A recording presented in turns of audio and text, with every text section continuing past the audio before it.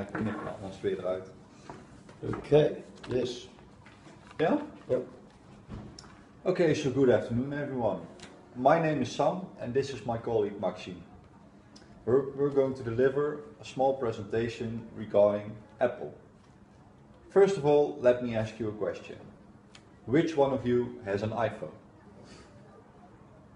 Okay, so in our opinion, this is an indication for the influence of Apple. During its existence, Apple has sold more than 1 billion smartphones, despite its specifications being slightly bested by Samsung and LG. We were wondering how that's possible. That's why we've done a small investigation surrounding Steve Jobs and Apple. Furthermore, we will talk about Apple's extreme rise in popularity, the phenomenal marketing that Jobs has integrated, and also the introduction of the iPhone 4. Maxime will tell you more surrounding this investigation. Apple was founded in 1976 by Steve Wozniak, Steve Jobs and Ronald Wayne in Cupertino, California. The goal was to develop and selling personal computer systems. The name Apple, it's a kind of funny story. Steve Jobs was a fruitarian. He loves especially fruit like apples. And one day the product was ready to sell, but it didn't have its own identity. So yeah, that's the reason that it's called Apple nowadays. It all starts at the garage of Steve Jobs in 1984. They started building at the Macintosh, the first real success. And they want to give a message to the consumer that they didn't see it as a really expensive product, but as a toy. Apple is really popular because of the marketing and the presentation skills of Steve Jobs. The whole world was wondering and was watching how Steve Jobs' new products presented. So that's the great success behind Apple.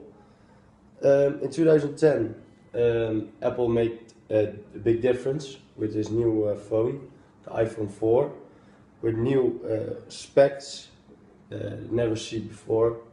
The Retina display, that was a marketing trick of Apple. Smooth and stunning glass design, that was new in the phone branch, and improved camera.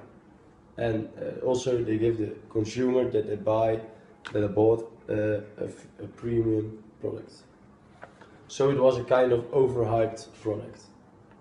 In 1984, Steve Jobs resigned from Apple because he was not agree with his new function at Apple.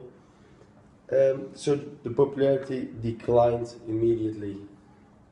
In 1996, Jobs returned to Apple and thought about some new products like iPad, MacBook, and the iWatch, and it became really popular products for Apple. Okay, so in general, Steve Jobs has risen Apple's potential to a world-class player. Jobs didn't make customers care about the specifications, but more about the looks and the feels. He made Apple's products feel like premium. Furthermore, Jobs was a master in marketing campaigns. His annual presentation of Apple products created a hype all around the world.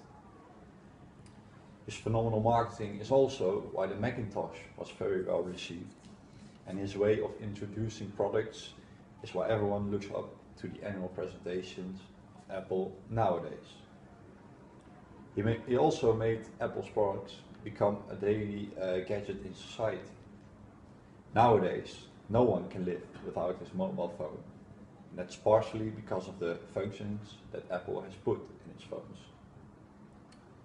Under Jobs' command, Apple became a game changer. We've come to the end of our presentation. Thank you for listening, and are there any questions? Thank you.